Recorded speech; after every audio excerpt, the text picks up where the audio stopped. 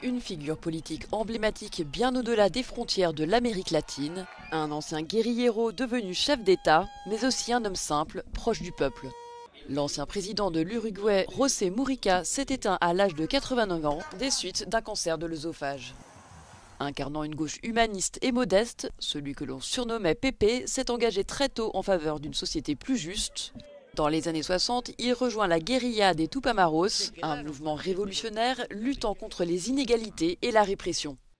Arrêté par la dictature militaire, il passe plus de 13 ans en prison, dont plusieurs en isolement. Libéré lors du retour à la démocratie, José Mujica entame une ascension politique spectaculaire.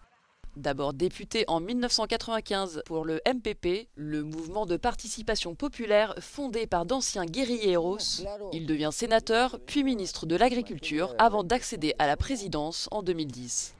Durant son mandat, l'Uruguay adopte plusieurs lois progressistes majeures, la légalisation du mariage homosexuel, le droit à l'avortement et la régulation du marché du cannabis. José Mujica consolide également la position régionale de l'Uruguay.